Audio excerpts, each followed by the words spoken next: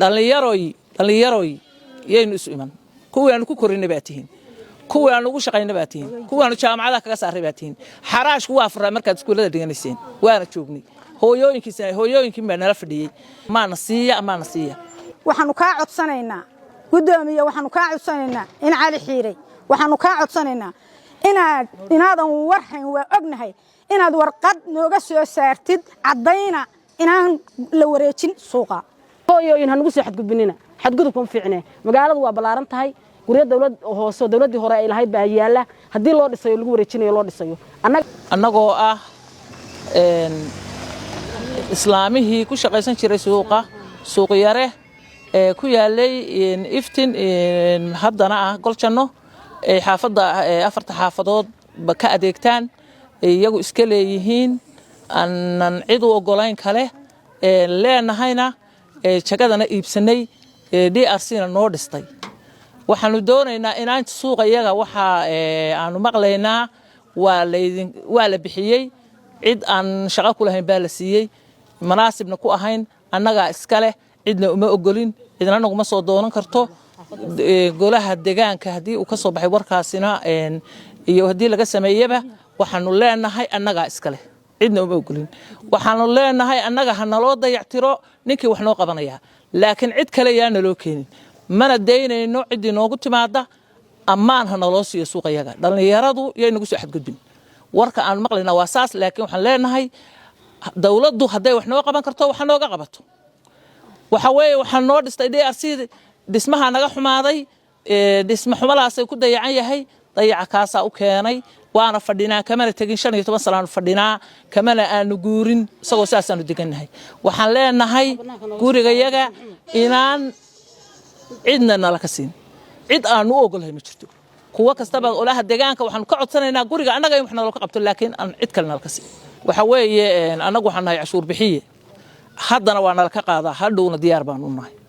inaanu cashuurta sii kordhino mooyee inaanu dhino nagama yaabo ninka in cabaade oo bixiyey oo loo tagay oo nabad u tageenna de raalli ahow waxaad ka bixisaa qarda kasi ama meel dawladdu leedahay ogtahay si laakiin annaga meeshayada kama mana bixin kartay mas'uulna kama tihid qardaad mas'uul ka tahay sida raalli ku ah adiguna waxaanu leenahay dhalinyaroy yaynu isu iman kuwaanu ku korinay baatihiin kuwaanu ugu shaqaynay baatihiin kuwaanu jaamacadaha kaga saaray baatihiin xaraashku waa furaa markaad iskuulada dhiganayseen waana joognay hooyooyinkiin baa nala fadhiyey markaa sidaasaad ku nabadgelaysaan amaana siiya waxaanu maqlaynaa dhalinyara la siiyey annagu cidiisa garan mayn dhalinyara la siiyay maqlaynaa warkaasi hadduu jiro xaqiiqi yahay taako kama ogolin in nalagaga soo xadgudbo sababtu tahay xaafad dhan baa iibsatay jagada xaafad dhan baa iibsatay xaafadda iibsatay oo muxuu ahaay nin walba itaalkiisa bixiyo jagada ku gatay annaga in korna loo ka qaatay jagada maxaa weeye xaqna loo kuma leh jagada iyada noo nabadgeliyo ciddii wax nooga qabanaysa oo dhismeeda wax nooga qabanaya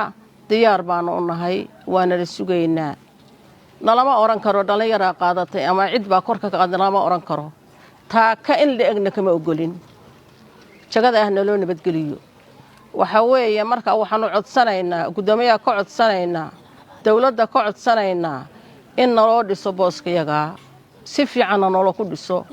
aanu ka yeelaynana ma jiraan waa la qaatay iyo cid baa timi midna cidna kama ogolin anigoo ku hadlaya magaca magaalada Barameed gaar ahaan xaafadda Iftin ee suuqano ka dhisan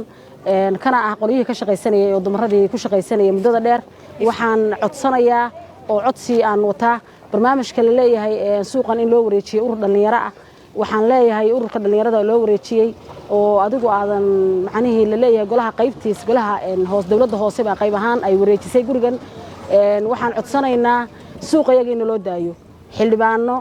iyo wixii dawladda hoose ka shaqaynaya kuwa wareejiyay iyo kuwa aan wareejin oo warka hayn intaba waxaan ku codsanaynaa in suuqayagii annaga ku shaqaysana caruuraan ugu shaqaynaa caruur wax bartaan ugu shaqaynaa waa ku xamaalanaa nolol dhan reero dhan nololahoodan ku dabarnaa in suuqayaga nolol dhiso oo nolol dayactiro oo nolol daayo baan anagu codsanaynaa gaar ahaan waxaan codsanayaa Cawad Cali Xiiray waxaan ku codsanayaa inuu san barnaamijkan ku lahayn baan dareemayaa inuu noo hagaajiyo oo maaragtay annaga dhismihii iyo hawlihii uu nooga qabto baanu codsanaynaa laakiin in anaga ur dhalinyaro ah dhalo ku wareejiyo meeshii loo wareejiyo dee raalli kama nihin mana doonayno bulshada xaafadda oo dhan baa 4 xaafadood baa ka adeegta oo suuqaas dhex bartamaha magaalada ku dhex yaala waxa weeye waxa looga yimaadaa waa bari waxa looga yimaadaa iftin waxa looga yimaadaa goljanno waxa looga yimaadaa horseed waxa looga yimaadaa meel walba 4 xaafadood buu dhexdooda ku yaala waxaanu doonaynaa in suuqayagaas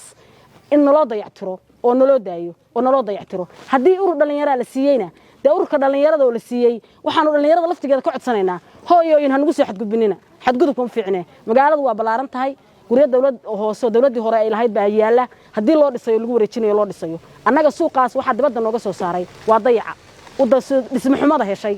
DRC baa dhistay xaafaddaa jagada gadatay oo booska iibsatay qarash baanu ku bixinay lacag baanu ku bixinay dad intii dad nool iyo dad joogaba qarashka meesha boqocada annaga gadanay DRC baana naga caawisay haddaba dhismo xumaan dibadda nooga soo saartay ma ahan dayaca ka muuqda inaan anagu u geysanay